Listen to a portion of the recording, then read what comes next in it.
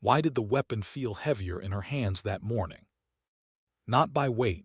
She knew every ounce of steel, every groove in the stock, every click of its scope.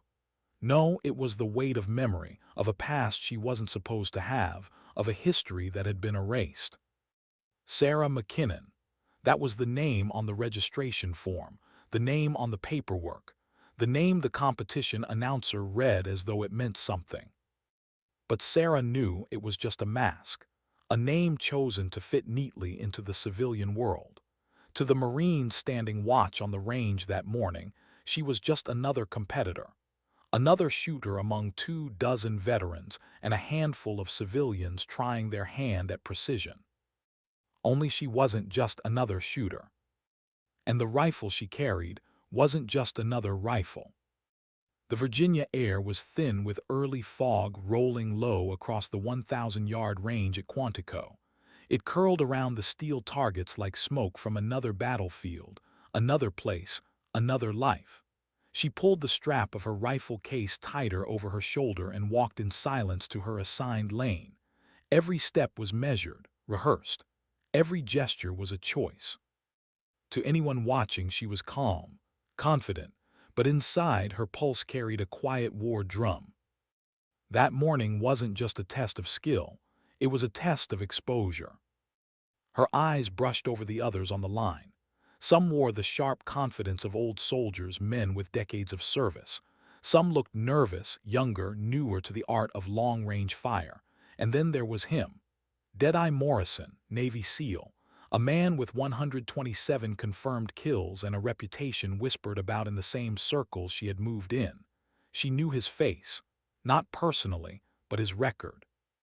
She saw how he studied the shooters around him, how his gaze lingered with curiosity, then dismissal. And when it landed on her, she could almost hear his thought, civilian, hobbyist, no threat. He didn't know who she was, not yet. The range officer called for preparation. The first stage, 500 yards prone, simple in theory. Simple to the men who'd spent years on rifles, learning the patience of breath, the rhythm of recoil, the science of wind. She lowered herself to the ground with smooth precision, the barrel steady, her body a machine trained over decades. The world narrowed to the scope, to the invisible thread between her and steel a half-kilometer away. Breath in, pause, trigger press. The bullet snapped into the center. 4 more followed. 5 rounds, 1 ragged hole. She heard him, the SEAL, fire his own string, each shot clean, disciplined. Good, he was as good as they said. But when he turned his head toward her lane, his jaw stiffened just slightly. He'd seen her grouping, tighter than his, cleaner, not chance, not luck. Training, experience, muscle memory carved in war. Her pen scratched notes into her data book. Wind, temperature, humidity. She didn't look up when he spoke, but she heard the shift in his tone, less arrogance, more curiosity. Not bad for a first-timer. She didn't answer with more than a quiet thanks. No need to give him more than that, not yet. Because he didn't need to know why her hands never trembled. He didn't need to know what those same hands had done in places far from Virginia. By the second stage, standing 750 yards, the pressure rose. This was where balance mattered, where civilians usually faltered. She rose with deliberate grace, her core steady, her rifle becoming an extension of her own body. She controlled her breath, her sway, her very heartbeat. The shots cracked one after another. 5 rounds, a cluster tight enough to disappear under a silver dollar. And she knew he saw. This time he didn't call out, he just looked. The announcer spoke her name again, Sarah McKinnon, North Carolina defense contractor, and she almost laughed at the sound. Defense contractor. That was what she had written. That was what the papers said. That was what the government would confirm if anyone asked. A safe label for an unsafe truth. But the SEAL's expression told her he wasn't convinced. He'd seen too much, done too much, to believe in masks so easily. The final stage was announced, 1,000 yards prone on silhouettes, the last test, the one where the line between skill and legend was drawn. She bent to her case. The Remington she had used until now rested inside, cleaned and ready. But for this stage she drew out another rifle, longer, darker, heavier. It caught the gray morning light and reflected it back cold. And the moment she unlatched the case, she felt the air shift around her. Eyes turned, whispers started. Because this was no civilian rifle. It was a Barrett .50 caliber, modified, military-born, battle-worn. And when she slid it onto the mat, she saw him freeze. Just for a second, but enough. His eyes caught the receiver, the details no one else would have noticed, the shortened barrel, the optic mount, and the number, the serial number etched in steel. Recognition flared in his gaze like a spark touching dry powder. She looked back at him, calm, measuring, waiting for the question she knew was coming. "That's an interesting rifle you've got there."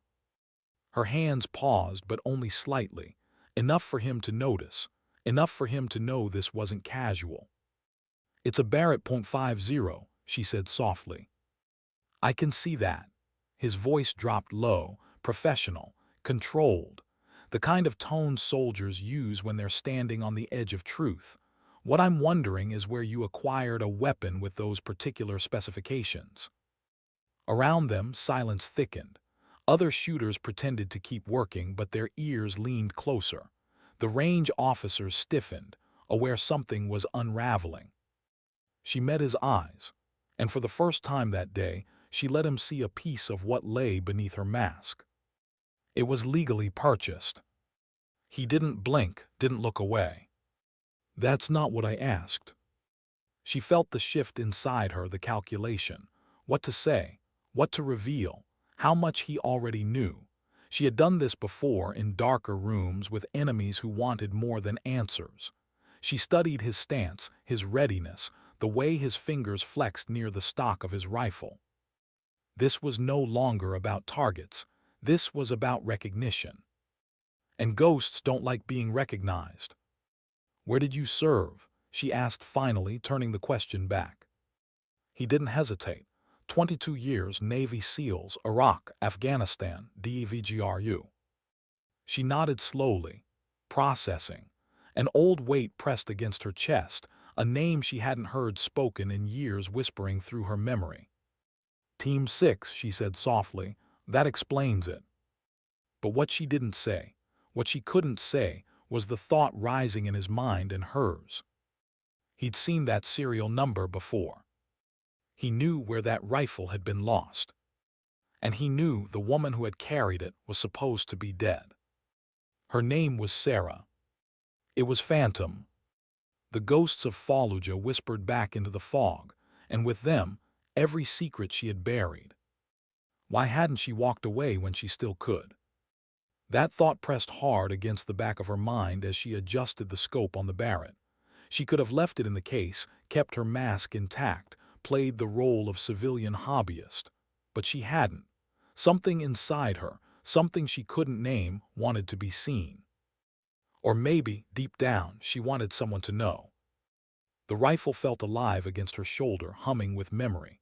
Camp Fallujah, Route, Michigan, the smell of dust and diesel in the heat, the red spray of her spotter's blood before she even had time to blink. She remembered dragging him down behind shattered concrete, the sound of rounds slapping inches above her head. She remembered the stillness inside herself as she lined up targets through the Barrett's glass. 7 men. 7 lives ended before they could end hers. She blinked. The Virginia fog returned, cold against her cheeks, but Morrison was still staring at her like he'd just seen a ghost rise out of the ground. His voice lowered, controlled but sharp. "That rifle doesn't belong here, not with you." Her lips parted, but no words came.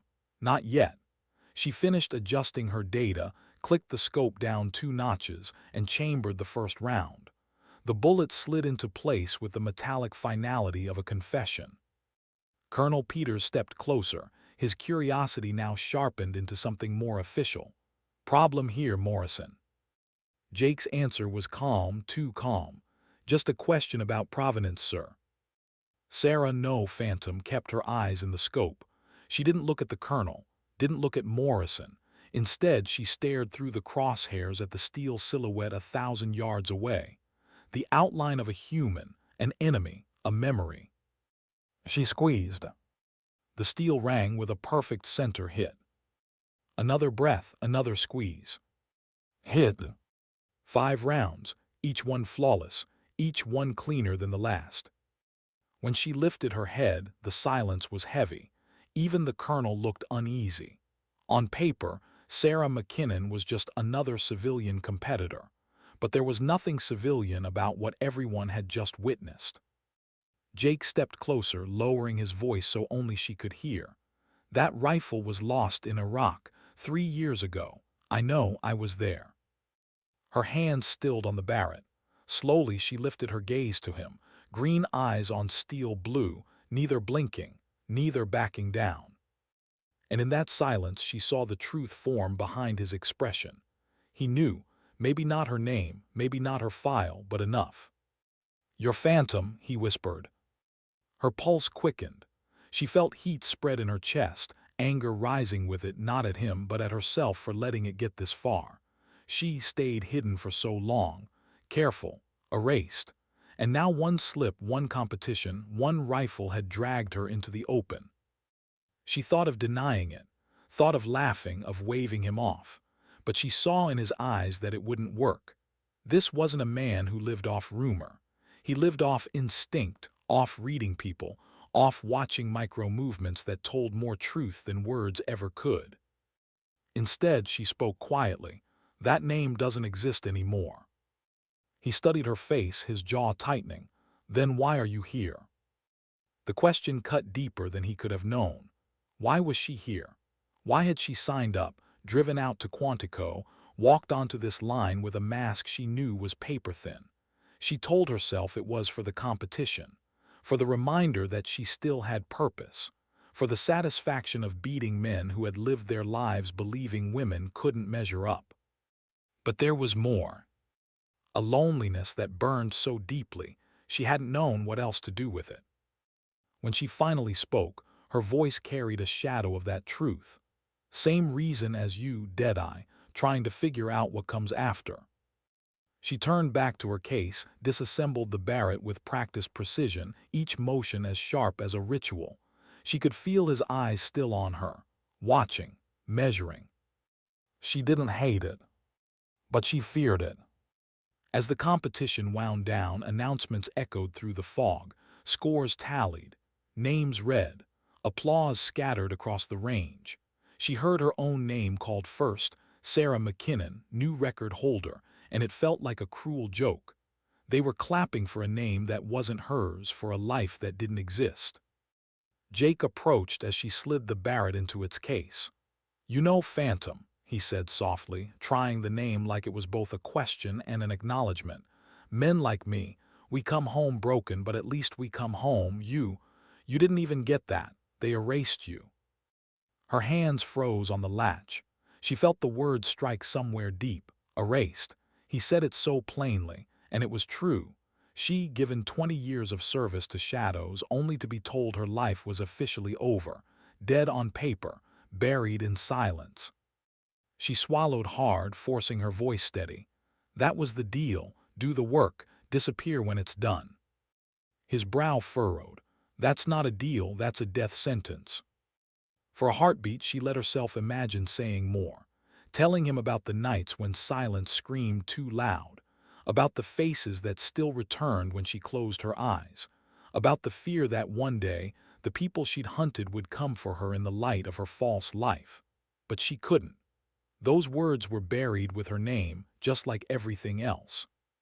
Instead, she said only, "You wouldn't understand." But Jake's eyes told her otherwise. He understood more than she wanted to admit. The colonel's voice broke through, crisp and official. "Ms. McKinnon, congratulations on your performance. Outstanding marksmanship." She forced a polite nod, a smile that didn't reach her eyes. "Thank you, sir." Then she turned, lifting the case onto her shoulder, and walked toward the parking lot. Each step felt heavier, as though the fog itself wanted to hold her down. But as she reached her vehicle, she stopped. She couldn't help herself. She glanced back. Jake was still there, standing on the range alone, his silhouette sharp against the thinning mist, watching her, not as an enemy, not even as a rival, but as someone who had seen her truth and hadn't turned away. For the first time in years, she felt something she hadn't expected. Seen. It scared her more than any bullet ever had. She climbed into her car and shut the door, gripping the wheel until her knuckles whitened.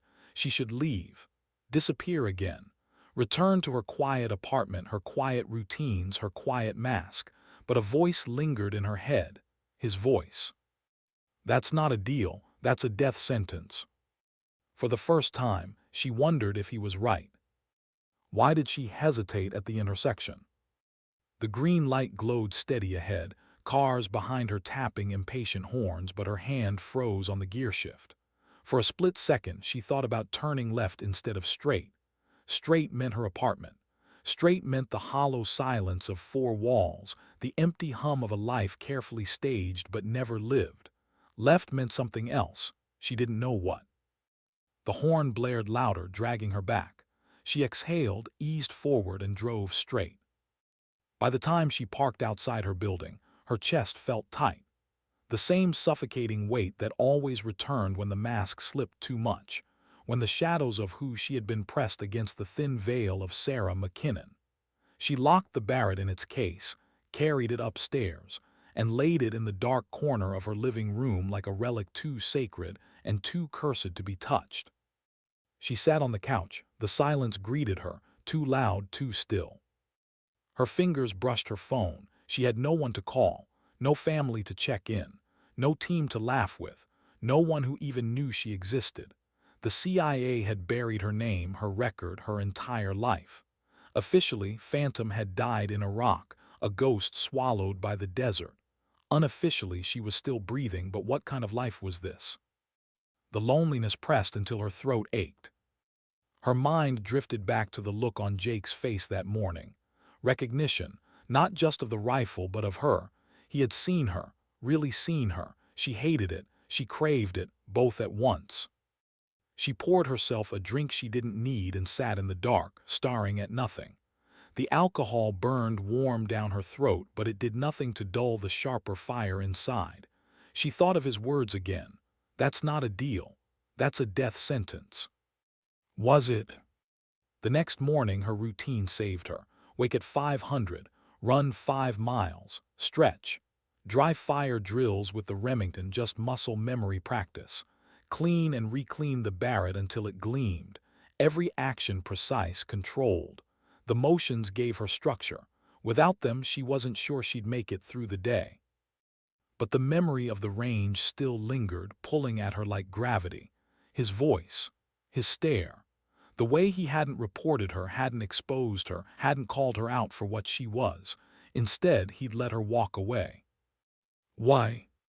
By the third day, she gave in. She drove to the same diner she'd seen near Quantico, parked where she could watch the entrance. She told herself it was just reconnaissance, making sure he wasn't talking, making sure she wasn't compromised. But deep down, she knew it was something else. She didn't expect him to walk in at exactly 7:30, wearing jeans, a jacket, and the same heavy air of a man who couldn't quite shed the battlefield from his shoulders. He slid into a booth, ordered black coffee, and sat alone. No company, no smile, just silence, the same silence she carried. She stayed outside, watching through the windshield, her heart thudding like she was back on Overwatch, tracking a target. Only this wasn't an enemy. This was something she didn't have a name for. On the 5th day, she went inside. The diner bell chimed. He looked up. Recognition sparked instantly, but he didn't tense, didn't reach for a weapon. He just nodded once, subtle, like he'd been expecting her. She sat across from him. Neither spoke for a moment. Just the hum of the diner, the hiss of the coffee pot, the quiet scrape of forks against plates. Finally, he said, "I wasn't sure if you'd come." Her voice was low. "I wasn't sure either." He studied her, and she could feel it again, that searching gaze, reading her like terrain on a map. She hated being mapped, but she let him look. Maybe because it felt less lonely. "You're not the only one who's been erased," he said finally. "Difference is I got to keep my name. You didn't." Something in her chest cracked at that. She wanted to lash out, deny it, but instead she asked, "Then why didn't you say anything? At the range, you could have." His eyes softened just enough to unsettle her. "Because I know what it's like to need a secret kept, and because you didn't deserve to be dragged into the light unless you wanted it." She dropped her gaze to the coffee between them. Her reflection wavered on the surface, blurred, fragmented, just like her life. "Deadeye Morrison," she said quietly. "You've got your scars, I've got mine, but mine don't have a place in this world anymore." "Maybe they do," he countered. "Maybe you just haven't found it yet." She almost laughed, but it came out as a sharp breath instead. "Easy for you to say. You've got recognition, records, a flag to wrap around your past. Me, I've got nothing but ghosts." The word hung between them, ghosts. He leaned back, his jaw tightening, his eyes steady. "Sometimes ghosts are the only ones who know what really matters." She looked at him then, really looked, and saw it. The weight he carried. The guilt, the pride, the endless conflict of a man who had survived too much. He wasn't just pitying her. He was standing on the same edge, just with a different view. For a moment, she let herself believe him. They sat in silence until the waitress came, refilled their cups, gave them both the kind of look small-town servers always gave to strangers who looked like trouble. Phantom wrapped her hands around the mug, the warmth seeping into her skin, reminding her she was still here, still alive. "You still running missions?" Jake asked softly. Her grip tightened. She shook her head once. "Not for a long time, but they don't let you go, not really. The enemies don't forget. The past doesn't forget. That's why I keep the rifle. Insurance." His voice lowered further. "And if the past comes knocking?" Her eyes hardened. "Then I answer." The words came out sharper than she intended, but she meant them. He nodded slowly, as though he respected that truth. When she left the diner, she didn't feel lighter, but she didn't feel as alone. That night she dreamed differently, not just of her spotter dying, not just of bodies dropping in silence. She dreamed of a man standing beside her in the fog, steady and unshaken, not as a rival, not as an enemy, but as a presence that refused to look away. She woke before dawn, breath uneven, the memory lingering. For the first time, she wondered if there was a path forward that didn't end in disappearance. And then the phone on her nightstand buzzed. An encrypted line she hadn't seen in years. A message flashing across the screen, unsigned. "We know who you are. We remember. Time doesn't bury everything." Her blood ran cold. Why did her hands shake when she never let them before? Not in Fallujah, not in Kandahar, not in the dark rooftops of cities she couldn't name aloud. But now, alone in her apartment, the glow of the encrypted message still burning on her phone, her fingers trembled. "We know who you are. We remember. Time doesn't bury everything." The words weren't signed. They didn't need to be. She knew what they meant. The past hadn't just survived, it had found her. Phantom stood slowly, packing the length of her living room. The Barrett's case loomed in the corner, silent and waiting like a coffin filled with steel. She reached for it, then stopped. No, not yet. Pulling it out now would mean admitting the war was back, that the ghosts weren't finished. She sat instead, breathing in and out, slow, steady. Her training tried to take over, isolate the problem, identify the threat, create a response. But this wasn't just another mission. This was her life, the thin civilian skin she'd built crumbling at the edges. The phone buzzed again. Another message. "6 months ago you walked away. We didn't. You owe blood." Her jaw clenched. The words weren't random. Whoever had sent them knew her last mission, knew the choices she'd made, choices the CIA had buried with her file. She remembered the burning streets, the ambush, the bodies she left behind. Not enemies, her own. Collateral damage she had been ordered never to speak of. Her chest tightened. The shadows weren't just memories, they were people, and they were coming. She didn't sleep that night. Instead, she sat in the dark, waiting for daylight, waiting for clarity that never came. By morning, she knew what she had to do. She drove to the diner. Jake was already there, same booth, same black coffee. When she slid into the seat across from him, he didn't look surprised, just concerned. "You look worse than yesterday," he said quietly. She slid the phone across the table. He read the message, his expression sharpening, the soldier in him rising to the surface. "You've been compromised," he said flatly. "No," she corrected, voice low, strained. "I was compromised years ago. This is just the proof." He looked at her carefully, weighing her words, then nodded once. "Who are they?" She stared past him for a long time, at the waitress pouring coffee, at the old couple laughing 2 booths down. Normal life. Untouched. Fragile. Then she leaned forward, her voice a whisper only he could hear. "They were assets, contractors, ghosts like me. Only I wasn't supposed to survive when the operation went south. They think I abandoned them." Jake's jaw tightened. "Did you?" The question cut, but she didn't flinch. "No, but the truth doesn't matter when you're already erased. To them, I'm a traitor." He leaned back, exhaling slowly.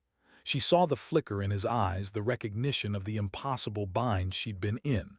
Orders, silence, survival, things only someone like him could understand. "What do you need?" he asked finally. For a long time she said nothing. She didn't trust easily, couldn't. But when her eyes met his, she felt the weight of his offer. Not curiosity, not pity, just steady willingness. A man who had lived in the shadows too long to judge. "I need someone who doesn't see me as a ghost," she said softly. "Someone who won't let me disappear." His expression shifted, surprise maybe, or something deeper. Then he nodded once, as if that was enough. The rest of the day blurred. She returned home, double-checked locks, ran counter-surveillance routes on her way back from the store. Every instinct screamed at her. Move safe houses, burn identities, vanish. But she didn't. She stayed. Because leaving would mean abandoning the first fragile thread of connection she'd felt in years. 3 nights later, the past came knocking. It wasn't subtle. A car idling outside too long. Footsteps on the stairwell when none should be there. The soft, unmistakable sound of a suppressed weapon being checked in the hallway. She didn't hesitate. Training took over. She moved silently, pulling the Barrett's case open not for the rifle, but for the Glock she kept stashed alongside it. A smaller weapon, quieter, efficient. The first man through the door never saw her. A shadow behind the frame, a single shot through the neck. He dropped without a sound. 2 more rushed in. She fired twice, center mass, moving as she shot, rolling behind the couch. Bullets tore into the fabric. Splinters exploded from the wall. Her heart didn't race. Her breath didn't hitch. She was back in her world, the one where fear had no place. When silence fell again, 3 bodies lay on her floor. Ghosts sent to erase a ghost. She stood over them, chest rising and falling, Glock still warm in her hand. She wanted to feel something, anger, grief, relief. But there was only emptiness. The same hollow silence that followed every mission. She cleaned up with precision, stripping weapons, checking pockets, burning IDs. All untraceable, all designed to vanish. Whoever had sent them wasn't stupid. They wouldn't leave fingerprints. But there was one clue, a patch sewn inside a vest, faded but familiar. She froze when she saw it, a symbol from the operation 6 months ago. Her throat tightened. They weren't bluffing, it was them. By dawn, she was on the road again. She didn't call Jake, didn't send a message. She drove straight to the diner and walked in. Blood still on her shirt she hadn't noticed, her hair pulled back, eyes hard as stone. He saw her. He stood instantly, pulling her into the back hallway away from the few morning customers. "What happened?" "They came," she said flatly. 3 of them, they won't be the last."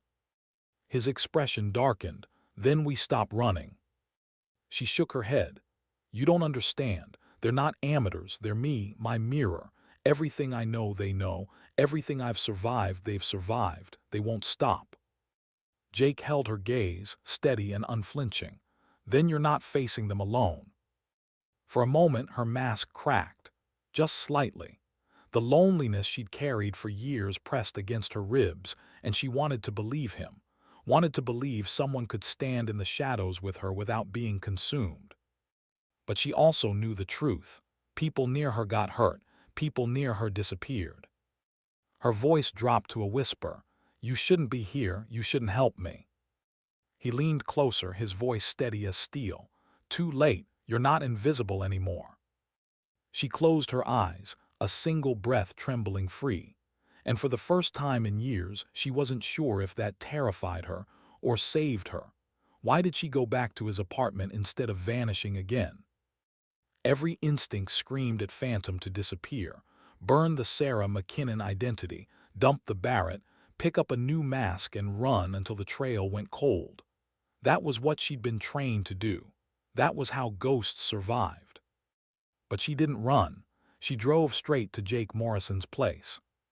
Because after last night, after blood on her floor and silence in her lungs, she didn't want to be alone with it anymore. Jake opened the door in jeans and a t-shirt, but his eyes told her he hadn't slept. They both knew what it meant when the past came knocking. They both knew silence was just the prelude. He stepped aside without asking. She entered without explaining. Some things didn't need words. The apartment smelled faintly of gun oil and black coffee. Maps were pinned to the wall, notes scrawled in quick handwriting, old mission photos turned backward so the memories didn't stare too hard. A man living half in the present, half still stuck on some rooftop overseas. She set the Barrett case on his table. His eyes flicked to it, then to her face. He didn't ask why she'd brought it. He already knew. They're not going to stop, she said quietly. He nodded once, then we don't wait for them. It was that simple. No hesitation, no fear. Just two people who had spent their lives making choices in seconds because hesitation got you killed. Still, she hesitated now. You don't owe me this, she whispered. His jaw tightened, the lines in his face deepening. Maybe not, but I owe myself. I spent 22 years pulling triggers for a flag that never asked who I was when the shooting stopped. Maybe this isn't about you. Maybe it's about me not letting the shadows win. Her throat tightened. She looked away. She wasn't used to anyone framing her survival as anything more than collateral. They worked in silence for hours, disassembling weapons, cross-checking ammunition, sketching out scenarios. She watched the way he moved, efficient, calm, measured, different from her but familiar too. The kind of calm forged not in training but in chaos. At one point she caught herself staring. His hands, steady even as they tightened bolts and cleaned barrels. The lines around his eyes, carved not by age but by years of watching. The scar near his jawline, half hidden by stubble. He caught her looking. She looked away fast. Tell me about Fallujah, he said suddenly. The word stopped her cold. She almost reached for the easy lie, the rehearsed silence she'd carried for years. But his voice wasn't an interrogation. It was something else, something closer. So she told him. Not all of it, not names, not details, but enough. The spotter's death, the impossible math of 7 targets under fire, the rifle that had never left her since. When she finished, silence stretched. For a moment she thought he'd judge her, think of her as a weapon, not a woman. Instead, he nodded slowly. That wasn't survival, that was sacrifice. Don't let anyone tell you different. Her chest tightened. She wanted to believe him, but ghosts don't get absolution. That night they set shifts, one sleeping, one watching. Phantom took first watch, perched by the window with the Barrett disassembled beside her, the Glock heavy in her lap. She watched the quiet street below, shadows stretching across the pavement like scars. Hours passed. She thought of the message again. We know who you are. The truth was she barely knew herself anymore. Sarah, Phantom, dead, alive, mask, ghost. The names didn't matter. The past didn't matter. Only the fact that someone out there still wanted her erased. At 300, Jake relieved her. She lay down on the couch, still in her clothes, Glock under her hand. Sleep came shallow, fractured. Images of Fallujah tangled with flashes of the three bodies in her apartment. And somewhere in between, she dreamed of Jake's eyes steady on hers, not looking away. When dawn came, so did the plan. They wouldn't wait to be hunted. They would move first. Jake spread a map across the table. If they're contractors, they'll operate like we did, patterns, staging grounds, fallback zones. The patch you found narrows it. Phantom leaned over, tracing a finger to a location north of Richmond. There. They used to run training out of an abandoned mill. If they're still organized, it's where they'll regroup. He looked at her steady. Then that's where we go. Her chest tightened. It wasn't just a location. It was walking straight back into the war, and she wasn't sure if she was ready to carry someone else into it. Jake, she hesitated. If you come with me, there's no turning back. His response was simple. I already crossed that line when I didn't turn you in. The drive was long, quiet, heavy with the weight of what lay ahead. Forest blurred past the windows, sunlight breaking through in fractured beams. Phantom sat in silence, fingers brushing the edge of the Barrett's case in the backseat. Each mile closer felt like a mile deeper into herself, into the ghosts she'd never wanted to face again. Jake finally broke the silence. You know why I froze when I saw that rifle? She looked at him, curious. Because 3 years ago in Fallujah I was there, quick reaction force. We pulled bodies out of that ambush. We heard about the sniper who saved what was left. Phantom, I thought you were a myth. Her chest tightened. She turned her gaze to the window, voice soft. Myths all they left me. He glanced at her, his voice low. Not anymore. The words sank into her like a stone into water, rippling outward. She didn't answer. Couldn't. But part of her, the part she'd buried deepest, wanted to believe. When they reached the mill, silence pressed heavier than any battlefield. The place was abandoned, rust crawling up steel beams, windows shattered like old scars. But Phantom knew the look of a staging ground. Tracks in the dirt. Cigarette butts too fresh. The faint smell of oil. They're here, she whispered. Jake nodded, tightening his grip on the M4 he carried. For a long moment they stood in the shadows of the trees, listening. Nothing but wind through broken glass, but she felt it, the weight of eyes unseen. Her breath slowed, her heart stilled. The calm came, the one she'd lived inside for 20 years. Ghost hunting ghosts. Why did the air inside the mill feel heavier than outside? Phantom had walked into ambushes before, had smelled the copper tang of danger before a single shot was fired. But this was different. This wasn't just enemy ground. This was a graveyard, hers, theirs, the place where trust had died. The metal door groaned as Jake pushed it open, slow, careful. The hollow echo of rusted hinges crawled up the concrete walls. Inside, shafts of daylight cut through broken windows, painting long beams across dust and silence. They moved with discipline. Phantom low, Glock raised, Jake covering angles with the M4, every step measured, their boots whispering over old debris. She scanned the shadows, her pulse steady, her breathing controlled, but beneath it a storm churned. She remembered these men, not their names, they didn't use names, but their eyes, their silence, the way they'd lived like her, erased from records. And now they wanted her gone. 2 o'clock, Jake murmured. His hand signaled toward a staircase. She nodded, they moved. The air smelled faintly of oil and sweat, fresh. They weren't alone. The first voice came from above, deep, controlled, carrying across the hollow space. Phantom. Her spine stiffened. The sound of that word, her name that wasn't, cracked something inside. No one had spoken it aloud in years. You should have stayed dead, the voice continued. Jake's eyes flicked to hers. His jaw set, but he said nothing. This was her battlefield. Slowly, Phantom stepped into the open, her Glock still low but ready. You sent children to my apartment, she said, her voice carrying steady through the mill. They didn't come back. From the shadows a figure emerged, broad, scarred, eyes hard as flint. She remembered him, not his real name, just the call sign he'd carried. Wraith, a man who never missed when it mattered. You left us, he said. I buried you, she answered. The silence between them crackled. Jake shifted slightly at her side, his weapon still raised. But he didn't speak. He understood. This wasn't his fight to start. Wraith's gaze slid to Jake, assessing. You brought company. Back up, she said. Wraith gave a short laugh, low and bitter. Phantom needing backup. Never thought I'd see the day. More figures moved in the shadows. 3, maybe 4. She felt the old math come back instantly, angles, distances, weapons. If it broke open, she and Jake would be outnumbered. But she didn't flinch. Her voice sharpened.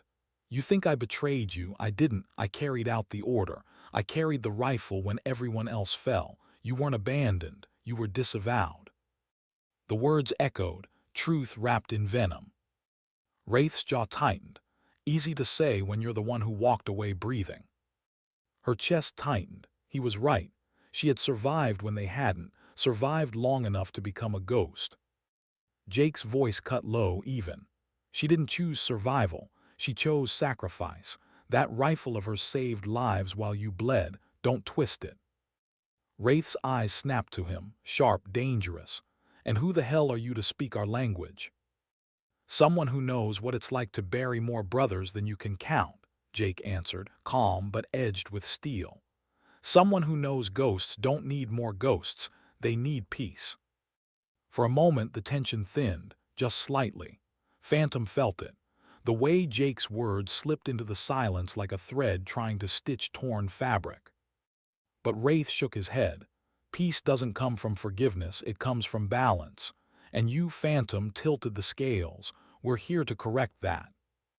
The others stepped out fully now.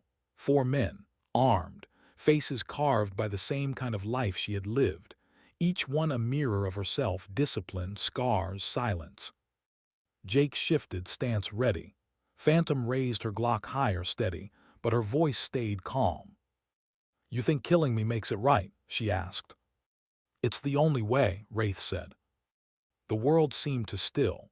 Dust hung suspended in the beams of light, every breath loud in her ears, every finger tight on a trigger. Then, with a calmness she didn't recognize in herself, Phantom lowered her weapon slightly. Not surrender, a gesture, a choice. No, she said softly. The only way is to live with it. The only way is to carry the weight. You think death erases betrayal. It doesn't. It just silences it. For a moment none of them moved. None of them spoke. The words echoed in the hollow mill, heavier than bullets. Jake's voice joined hers, steady. If you pull that trigger, you don't balance anything. You just add another ghost to the pile. And believe me, you'll carry that one too. Something shifted in Wraith's eyes. A flicker, a fracture in his armor. He glanced at the others. One shifted uneasily. Another kept his aim but didn't fire. Phantom stepped closer, her heart pounding though her face stayed steel. You want to kill me? Fine. But know this.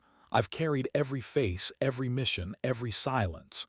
And when you put me in the ground, I'll still be there in your head, reminding you that it didn't fix a damn thing. The silence stretched, seconds like hours. Finally, Wraith lowered his weapon, just slightly. Enough. We should have left you buried, he muttered. Then he turned, motioning to the others. One by one, they melted back into the shadows, ghosts retreating into the graveyard they'd chosen. When the last footstep faded, Phantom's knees threatened to give. She held herself upright, breath sharp in her throat. Jake's hand brushed her shoulder, steady, grounding. You didn't pull the trigger, he said softly. She closed her eyes, exhaling. Neither did they. The words trembled, relief, fear, all tangled. He studied her for a long moment. Then he said, maybe you're not a ghost anymore. She didn't answer, couldn't, because for the first time in years she wasn't sure if she wanted to be. Why did silence feel heavier after survival than before? The abandoned mill was behind them, swallowed again by rust and shadow, but its weight still pressed on Phantom's chest. She had walked out breathing, but breathing didn't feel the same as living. The drive back was quiet. Jake kept his eyes on the road, his hands steady on the wheel. Phantom sat with her Glock in her lap, her reflection flickering in the window as trees blurred by. Neither spoke, not because there was nothing to say, but because words felt like fragile glass that would shatter too easily. Finally, Jake broke the silence. You didn't have to stand down back there. Her gaze stayed on the window. Didn't I? He glanced at her just once. No one would have blamed you if you'd fired. God knows I've pulled the trigger for less. Her throat tightened. That's the difference, isn't it? You get blame, you get records, you get stories told, I get nothing. If I had killed them, it would have been written down nowhere, remembered by no one. Just another ghost on top of the pile. He didn't answer right away. When he did, his voice was low. Maybe that's why it mattered more that you didn't. The words sank in heavy, and she hated how much they moved her. When they reached his apartment, Phantom didn't want to go back to hers. The floor still smelled of blood. The walls still whispered with the sound of suppressed fire. Without asking, she carried her case upstairs with him. He didn't question it, just let her in. Inside, she laid the Barrett down, then lowered herself onto the couch. The exhaustion hit like a wave, deeper than physical, heavier than fatigue. It was the kind that came after carrying ghosts too long. Jake sat across from her, leaning forward, elbows on his knees. His voice was steady, careful. You need to decide what comes next. She laughed softly, bitter. Next? I wasn't supposed to have a next. I was supposed to stay buried. He shook his head. No, they buried you doesn't mean you stay under. Her eyes lifted, green and sharp, searching his face. You really believe that? I have to, he said simply. Because if I don't, then every grave I carry is just dead weight, and I can't live like that anymore. The quiet that followed wasn't empty. It was alive, charged. She studied him, the scar by his jaw, the tired steel in his eyes, the lines carved by years of silence. He wasn't trying to save her. He was standing with her. And that somehow felt worse and better all at once. That night they didn't set watches. They just let the world go quiet around them. Phantom lay awake on the couch, staring at the ceiling, her breath slow. For once, the dark didn't feel like an ambush. It felt like space, like possibility. But peace doesn't last, not for ghosts. 2 days later, the message came. This time on Jake's encrypted line, one he hadn't used since active duty. Short, cold. You sheltered her, now you're marked too. Jake read it, then slid the phone across the table. Phantom's chest tightened as she saw the words. For years, she had kept people out to keep them safe. She knew what happened when someone got too close, and now it was happening again. You should cut me loose, she said quietly. Jake leaned back, expression unreadable. Not happening. Her voice sharpened. I mean it, they won't stop, they'll come for you now, they'll bleed you dry just to get to me. His eyes locked on hers, steady, unflinching. Good, let them try. The simplicity of it made her chest ache. He wasn't being reckless. He wasn't posturing. He just meant it. A man who had spent decades facing death wasn't afraid of more shadows. She looked away, voice barely a whisper. You don't know what that costs. Yes, I do, he said softly. I've already paid it. You don't scare me, Phantom. Your enemies don't scare me. The only thing that scares me is watching you disappear back into nothing. The words hit deeper than any bullet. She turned her face, hiding the flicker in her eyes, the heat rising in her throat. Why? She asked. He paused long enough that she almost thought he wouldn't answer. Then he said, because I've been erased too, not on paper, but inside, and standing next to you, for the first time I don't feel invisible. Her chest tightened so hard she thought it might break. She wanted to say something, anything, but all that came out was silence. That night she dreamed again. Not of Fallujah, not of the ambush, not even of the ghosts in the mill. She dreamed of sitting across from Jake at the diner, coffee between them, his eyes steady and calm. And for once, the silence wasn't loneliness. It was belonging. She woke before dawn, her heart pounding, breath uneven. She sat up on the couch, pressing her hands to her face. Ghosts didn't get belonging. Ghosts didn't get homes. Ghosts didn't get to dream. But maybe this one could. When Jake stirred in the kitchen, making coffee like it was just another day, she watched him quietly. For the first time in years, the thought slid across her mind, soft and terrifying. Maybe I don't have to do this alone anymore. But the truth still pressed against her ribs. The messages, the ambush, the mill, this wasn't over. The war hadn't ended. The ghosts hadn't gone. And in the silence of that morning, one truth became clear. If she wanted a life worth living, she would have to face the shadows once and for all. Why did the morning feel like it was holding its breath? The coffee on the table steamed untouched. Jake sat across from her, his eyes steady, waiting. Phantom hadn't spoken since the sun rose. The message still burned in her mind. You sheltered her. Now you're marked too. Every instinct told her to run. Burn the Sarah McKinnon name, vanish, disappear into another shadow.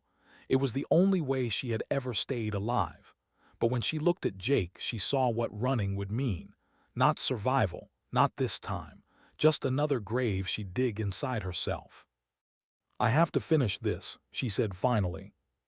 He nodded once, then we finish it together. Her chest tightened. She wanted to argue, to tell him he didn't understand, to push him away like she had pushed away everyone before. But his face stayed calm, unflinching. He wasn't asking permission. He was already in it. By noon, they were moving. Maps spread across the table.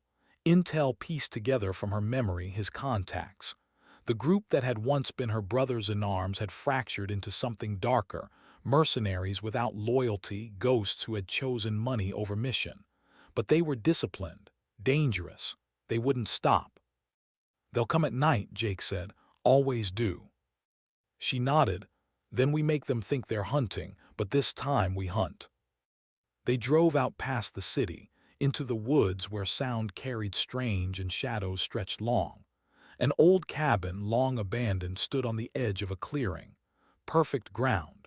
Phantom walked it twice, memorizing angles, lines of sight, the way the moon would fall through the trees. By dusk, it was ready. Inside, she checked the Barrett one last time. Every piece oiled, every screw tightened, every click of the scope a memory. She set it on the window ledge, her heartbeat steady. Jake moved quietly behind her, placing claymores, checking perimeters. They didn't talk much. Didn't need to. Each step was muscle memory, decades of training distilled into silence. When the first shadow moved through the trees, Phantom felt it in her bones. Not sound, not sight, just presence. The way hunters know when something is watching. She steadied her breath. The night air pressed cold against her skin. They're here, she whispered. Jake nodded once, his rifle raised. The first man broke cover, silent, fast. Phantom's Barrett roared. The shot cracked through the night, a sound that tore silence apart. The figure crumpled before he even hit the ground. Two more advanced from the left. Jake's M4 barked, precise bursts cutting them down. The clearing lit with muzzle flash, shadows leaping like ghosts against the trees. Phantom didn't flinch. Every squeeze of the trigger was calm, every shot exact. Not fury, not panic, just cold, steady control. But then the voice, familiar, cutting through the chaos. Phantom. Wraith, his tone carried rage and recognition. He wasn't hiding this time. He wanted her to hear him. Her eyes snapped to movement near the tree line. A shadow, heavier, slower, him. She swung the Barrett, but before she fired, his voice stopped her. Still hiding behind someone else's rifle. Still pretending you didn't betray us. Her chest tightened. The words weren't just accusation. They were a knife twisting old wounds. Jake's voice cut through, steady, hard. Don't listen. He wants your hesitation. But she couldn't help it. She heard every word, every ghost rising. 7 of us went in, Wraith shouted. 1 walked out, and you want us to believe it wasn't betrayal. Her hands trembled just slightly, the crosshairs shaking. For the first time in years, doubt slipped into her aim. Then Jake's hand touched her shoulder, just lightly, grounding. His voice dropped low for her alone. You don't answer him with words, you answer by living. Her breath steadied, her finger tightened. The Barrett roared. The shot struck true. Wraith staggered, collapsed against the tree line. Silence fell, heavy and absolute, broken only by the soft rustle of leaves as the last of the ghosts scattered into the dark. Phantom lowered the rifle slowly, her chest heaving. For a moment, she thought she might fall apart right there. The man who had carried her past, her guilt, her betrayal, gone in an instant. Jake moved beside her, his hand still steady on her shoulder. It's over, he said softly. But she shook her head, her voice rough. It's never over, they'll keep coming. Maybe, he said, but so will we. The words sat between them, heavy, hopeful. By dawn, the clearing was quiet again. Smoke hung low where their fight had burned the night. Phantom stood in the gray light, the Barrett heavy in her hands. She looked at it, really looked at it, the weapon that had carried her through every battlefield, every ghost, every silence. It wasn't just steel. It was her life, her proof, her burden. And for the first time, she wondered if she could lay it down. Jake watched her, silent. He didn't push. He didn't tell her what to do. He just stood with her, as steady as he had since the first moment he recognized her for who she was. Finally, she set the Barrett back in its case. Slowly, carefully, like closing a chapter. Her voice was quiet, almost a whisper. I'm tired of being dead. Jake nodded once, then stopped being. The drive back was quiet but lighter somehow. The weight wasn't gone, never would be, but it wasn't hers alone anymore. 6 months later, a message blinked across Jake's encrypted line, short, unsigned. Thanks for not letting me disappear. Phantom is learning to live. Deadeye made that possible. He smiled, closing the phone. He didn't need more words, didn't need thanks. Because sometimes, the greatest battles aren't fought with bullets or rifles. Sometimes, they're fought in silence, in the choice to keep living when every shadow says you shouldn't. And sometimes, dignity doesn't speak. It simply acts.